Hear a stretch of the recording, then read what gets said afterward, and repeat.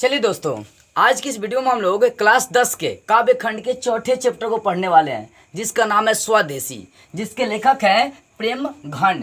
इनका पूरा नाम है बद्री नारायण चौधरी, शॉर्ट में प्रेमघन के नाम से जाना जाता है इनको। ठीक है ना। इस कविता को स्टार्ट करने से पहले हम लोग जानेंगे लेखक परिचय, कवि परिचय जान लेते हैं। देखिए, कवि परिचय में प्रेमघन का जो जन्म है वो 1855 ईस्वी में हुआ था। इनका जन्म मिर्जापुर के उत्तर प्रदेश उत्तर प्रदेश के मिर्जापुर में हुआ था। इनकी मृत्यु लगभग 1922 ईस्वी में हो गई थी।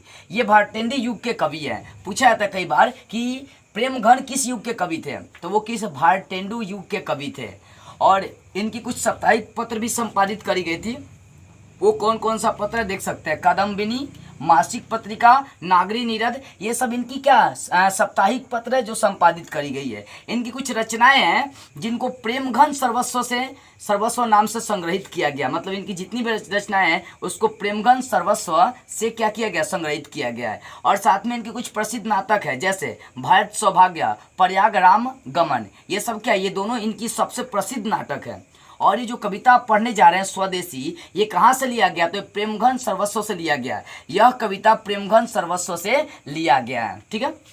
अब देखिए, अब इतनी लेखक परिचय कम से कम आपको याद होनी चाहिए, तब जाकर इसका ऑब्जेक्टिव को आप सॉल्व कर सकते हैं। अब चलते हैं इस कविता की ओर। तो इस कविता का पहला स्टेंजा जो है वो देखिए क्या है। पहला, सबे विदेशी वस्तु नर।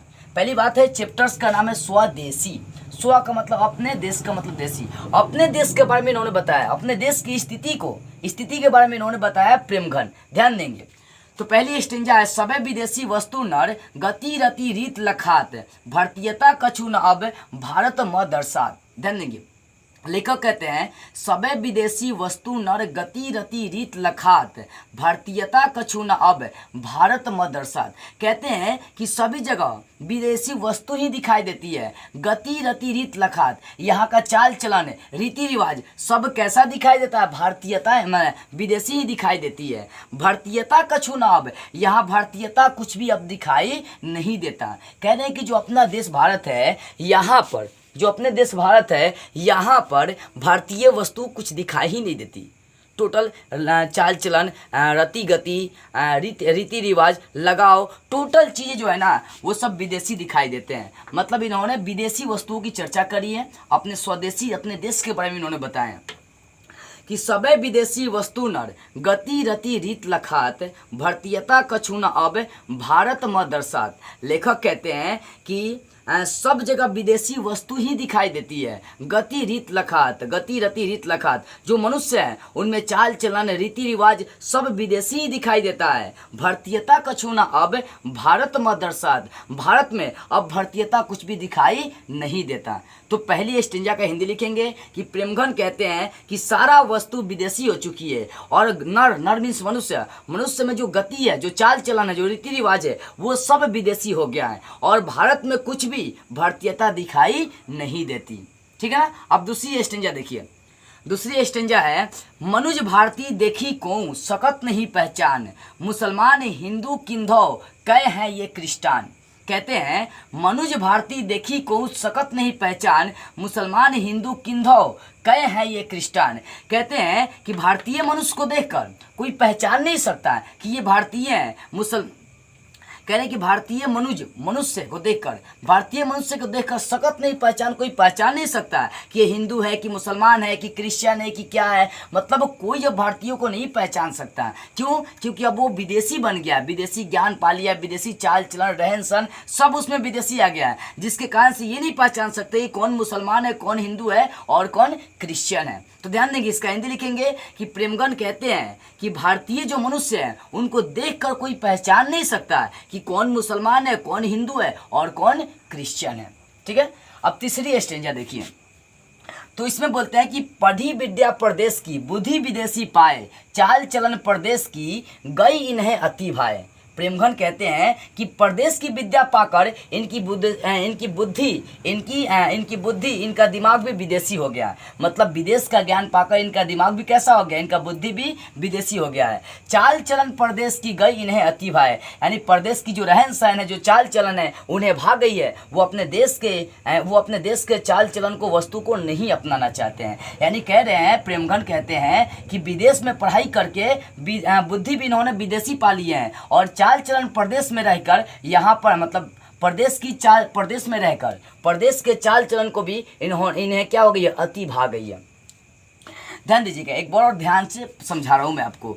पढ़ी विद्या प्रदेश की, बुद्धि विदेशी पाए, चाल चलन प्रदेश की, गई इन्हें अति भाए। कहते हैं कि प्रदेश की विद्या पढ़कर बुद्धि भी इनकी विदेशी हो गई है और प्रदेश की चाल चलन को अपनाकर मतलब प्रदेश की जो चाल चलन है इन्हें अति भा गई है। अपने देश की कोई वस्तु इन्हें नहीं भाती है, लेकिन प्रदेश की हर चीज़ है इन्हें भा गई है। ठीक है ना। चौथा है, ठटे विदेशी थाट सब, बनियो देश विदेश, सपनेहू जिनमें न कहूँ भरतीयता लेस। प्रेम कहते हैं कि सभी जगह ठाट बाट जो है ना वो विदेशी ही दिखाई देते हैं, मतलब जो अपना देश है वो विदेश बन गया। कहते हैं ना, ठटे विदेशी ठाट सब, बनियो देश विदेश, सपनेहू जिनमें न कहूँ भरतीयता लेस। कहते हैं कि सभी जगह जो ठाट बाट दिखाई दे, जो महल दिखाई दे रहा है, वो अब क्या हो गया है, विदेश बन गया। ठीक है। सपनेहू जिनमें ना कहूँ, सपने में भी भारतीयता नहीं दिखाई देती है यहाँ के लोगों में। मतलब टोटल जो लोग हैं ना, पूरी तरह से यहाँ के लोग विदेशी बन चुके हैं, वो विदेशी वस्तुओं पर आश्रित हो चुके हैं। तो वही कहते हैं, ठटे विदेशी ठाट सब, बनियो देश विदेश। यहाँ का ठाट बाट जो है ना विदेशी बन गया है और ये देश क्या बन गया, एक विदेश हो गया। सपनेहू जिनमें ना कहूँ, और सपने में भी नहीं कहा जा सकता कि भारत इनके सपने में आती है, चाहे भारत के बारे में ये लोग सपने में भी सोचते हैं। तो यहाँ का ठाट बाट देखकर कहा जा रहा है कि देश जो है ना विदेश बन गया है और सपने में भी यहाँ के लोग भारतीयता के बारे में नहीं सोचते हैं। यही बात आप लिखेंगे। पांचवी स्टेंजा है, बोली सकत हिंदी नहीं, अब मिली हिंदू लोग, अंग्रेजी भाखन करत अंग्रेजी उपभोग। कहते हैं कि बोली सकत हिंदी नहीं, अब मिली हिंदू लोग, अंग्रेजी भाखन करत अंग्रेजी उपभोग। कह रहे हैं, प्रेमगढ़ कहते हैं कि यहाँ के लोग अब हिंदी नहीं बोल सकते हैं और यहाँ पर नहीं अब हिंदू लोग आपको मिलेंगे, अंग्रेजी भाखन करत अंग्रेजी उपभोग। वो लोग मिलेंगे जो अंग्रेजी भाखन करते हैं, मतलब अंग्रेजी में भाषण करते हैं और अंग्रेजी ही खाते हैं, अंग्रेजी ही पीते हैं। मतलब अब इस देश में आपको हिंदी बोलने वाले लोग नहीं मिलेंगे और ना ही हिंदू लोग भी आपको मिलेंगे। यहाँ पर सिर्फ आपको अंग्रेजी बोलने वाले, अंग्रेजी में भाषण करने वाले और अंग्रेजी उपभोग करने वाले, खाने वाले लोग यहाँ पर दिखाई देंगे। तो इसका हिंदी लिखिएगा कि प्रेमगढ़ कहते हैं कि अब यहाँ हिंदी नहीं बोल सकते लोग, यहाँ पर हिंदू लोग भी नहीं मिलेंगे, अब सिर्फ मिलेंगे अंग्रेजी भाषण करने वाले और अंग्रेजी खाने वाले लोग यहाँ पर मिलेंगे। ठीक है। अब छठी स्टेंजा है, देखिए, अंग्रेजी वाहन वसन वेश रीति और नीति, अंग्रेजी रुचि गृह सकल वस्तु देश विपरीत। कहते हैं कि अब यहाँ पर जो अंग्रेजी है, मतलब यहाँ जो अंग्रेजी वाहन है, वसन है, मतलब कपड़ा से लेकर वेशभूषा से लेकर रीति नीति से लेकर सब क्या हो गया, अंग्रेजी हो गया है। मतलब अपने देश में वाहन मतलब गाड़ी उड़ी भी देखी जाए, कपड़ा देखी जाए, वेशभूषा देखी जाए, रीति नीति भी देखी जाए, वो सब कैसा हो गया है, अंग्रेजी हो गया है। अंग्रेजी रुचि गृह सकल वस्तु देश विपरीत, मतलब अब इंसान का रुचि भी अंग्रेजी हो गया है।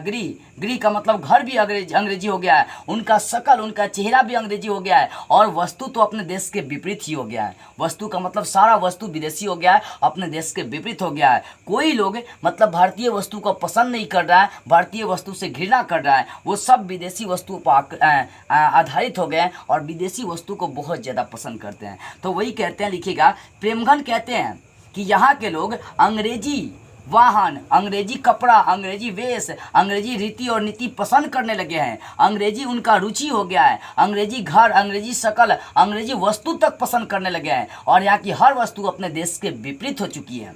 बस इतनी बातें लिखेंगे, इसको ध्यान से ना पढ़ेंगे ना तो आपको हिंदी स्पष्ट हो जाएगी। ठीक है।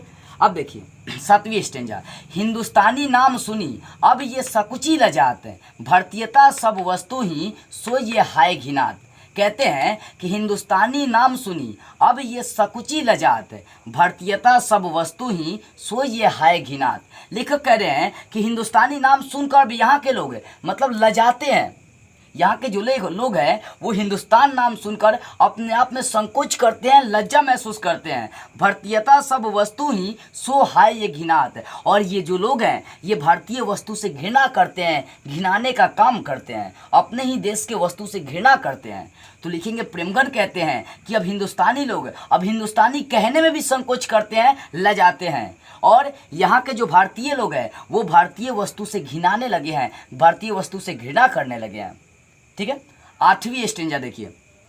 देश नगर बानक बनो सब अंग्रेजी चाल, हाटन में देखूं भरा बसे अंग्रेजी माल। कहने कि देश नगर बानक बनो सब अंग्रेजी चाल, हाटन में देखूं भरा बसे अंग्रेजी माल।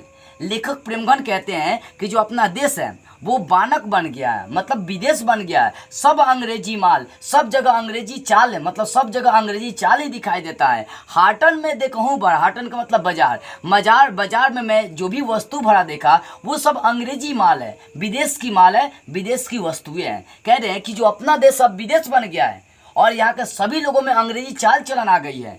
जब बाजार में मैंने देखा तो वहाँ पर सारी वस्तुएं अंग्रेजी है, वो बाजार जो है अंग्रेजी माल से भरा हुआ है। तो लिखेंगे प्रेमगन कहते हैं कि जो देश है वो बानक बन गया, प्रदेश बन गया, विदेश बन गया और यहाँ पर लोगों का जो चाल चलन है वो अंग्रेजी हो गई है, विदेशी हो गई है। हाटन में देखूं बड़ा, होटलों में, बाजारों में यहाँ पर जो वस्तुएं हैं वो सब विदेशी है, वो सब अंग्रेजी है।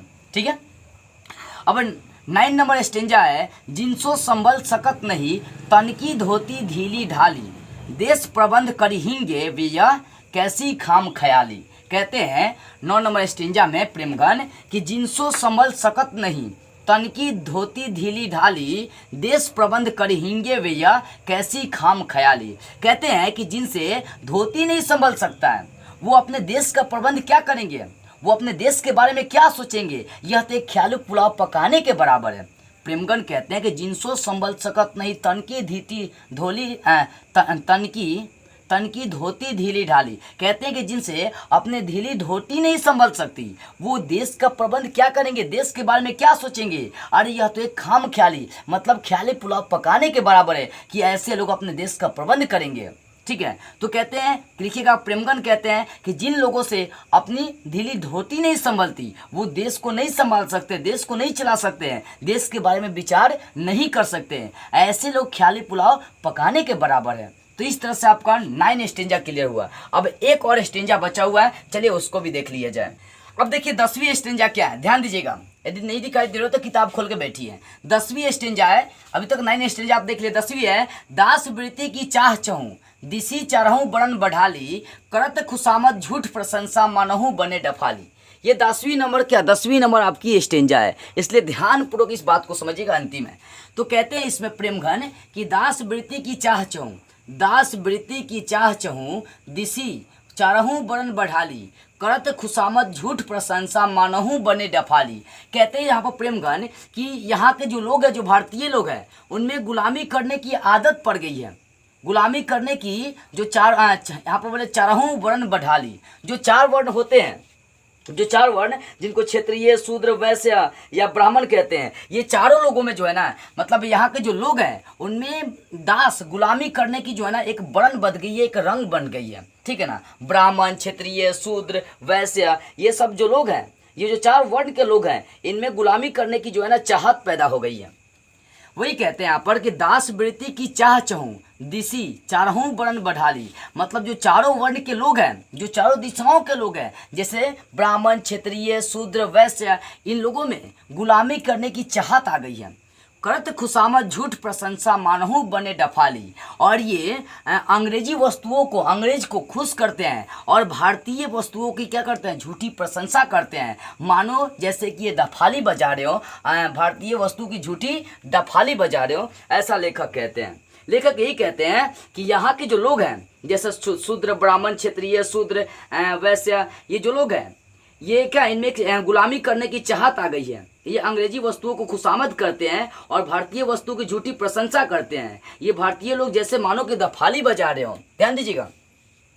तो 10वीं नंबर का एक बड़ा मैं समझा रहा हूँ, दास वृत्ति की चाह चहूँ, दिसी चारहूँ बरन बढ़ाली, करत खुशामद झूठ प्रशंसा मानहु बने डफाली। यहाँ पर प्रेमगण कहते हैं कि जो चारों वर्ण के लोग जैसे ब्राह्मण, शूद्र, क्षत्रिय, वैश्य, ये जो चारों वर्ण के लोग हैं, चारहूँ बरन बढ़ाली, जो चारों वर्ण के लोग हैं उनमें दास गुलामी करने की चाहत बढ़ गई है।